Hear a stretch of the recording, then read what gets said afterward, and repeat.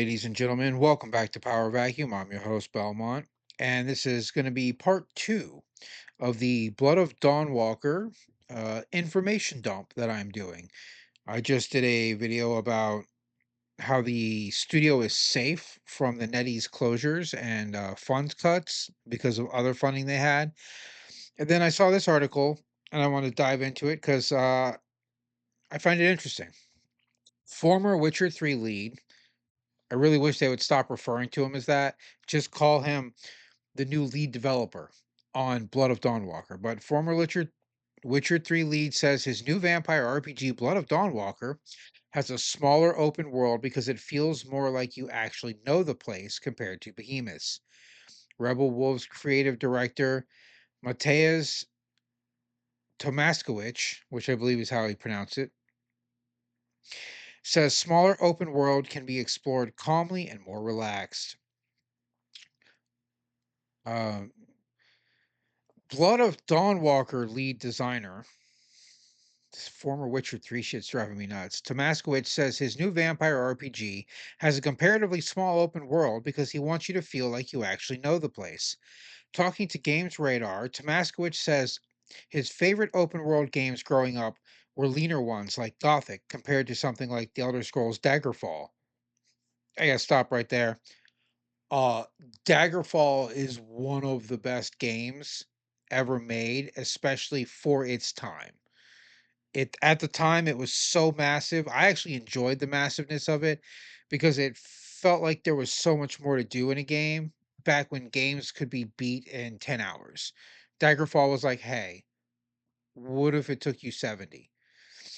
But that's just my own personal feel. Apparently, he liked Gothic more. Full disclosure, I don't think I've ever actually finished Gothic. I think I've only got a couple hours in it on my old PC, which is sitting in my closet because it's old as dirt, and I don't even know if it might die if I plugged it in at this point.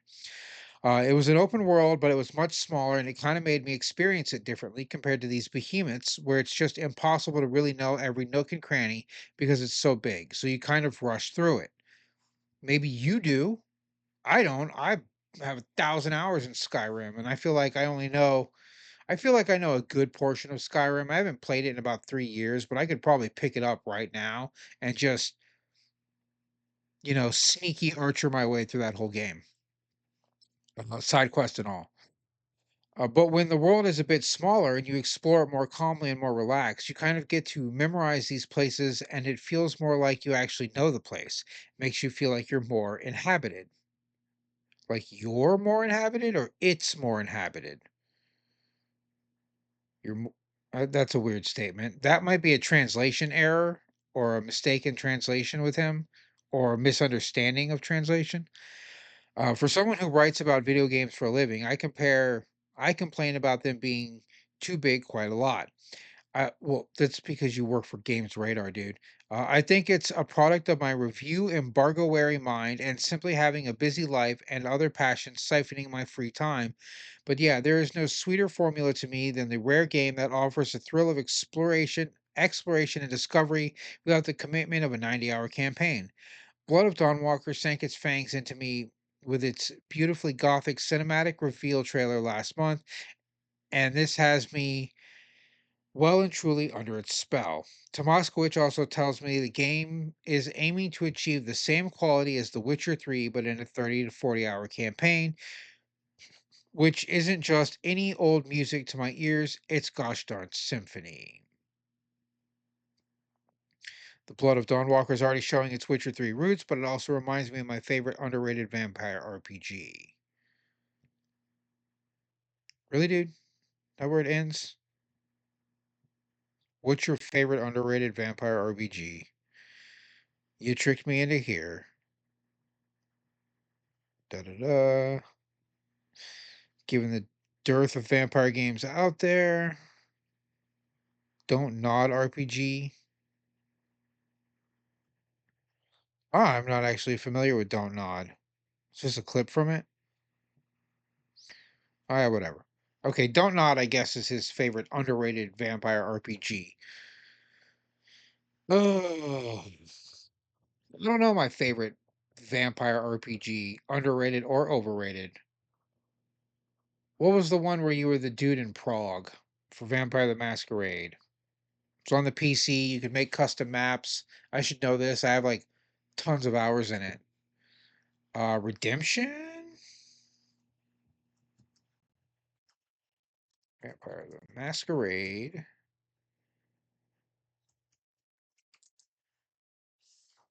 Or I think it is Redemption. Let me get some screenshots of this baby. Not Bloodline.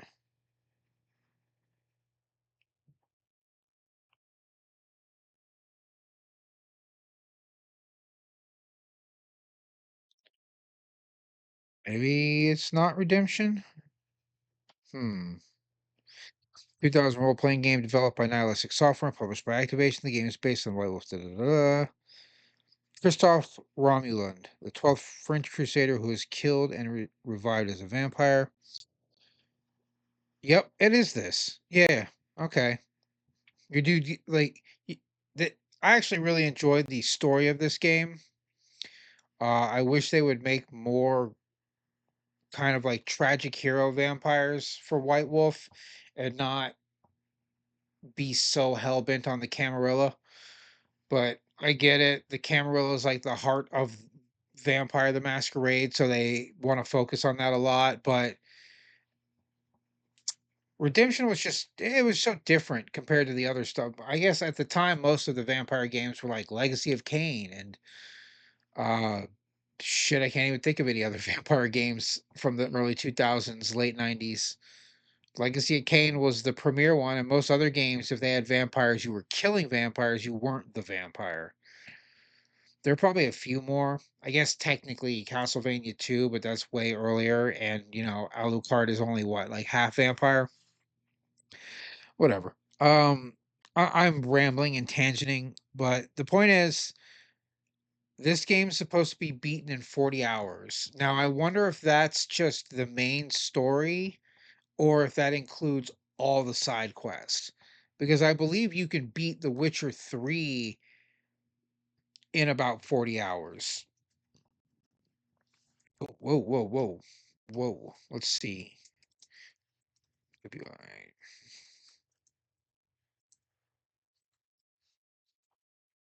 Oh my god, I hate this tiny keyboard. Witcher 3 story length. Takes around 51 and a half hours when focusing on the. Wow. Okay, never mind. That actually is rather long for a game. 50 hours just for the story. Because you could beat Skyrim in 12 minutes, I think. I don't know what the speed run. What is the Skyrim speed run? It's probably super short. And speedrunner time. I don't want to read an article. I just want to know the time. Come on. Where's Google AI to give me the answer right away now?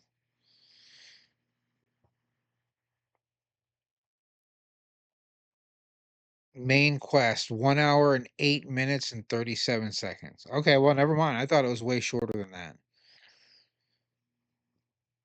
I guess there are a lot of unskippable like cinematics in that game because the opening sequence, actually, now that I think about it, probably takes about 12 minutes.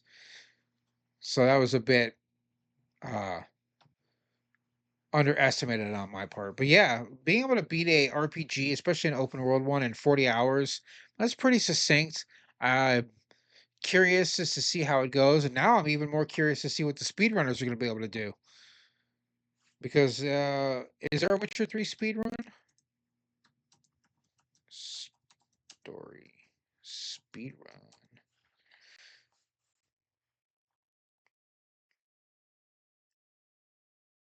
No, I don't want 100%. Are you insane? 100% is not a speedrun. There's something speedy about 100%ing an open world game, especially one as big as Witcher. The Witcher 3 main story, any percent speed run, 2 hours and 58 minutes and 22 seconds, 2 hours and 11 minutes.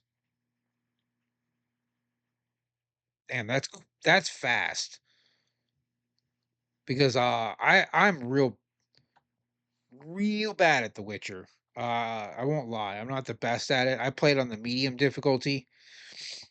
I think I watched somebody do the Death March. Is it Death March difficulty? And I was just wholly impressed anytime I see that. I'm more of a I play shooting games on the hardest levels. Like I beat Wolfenstein, all the Wolfenstein games on the hardest difficulty.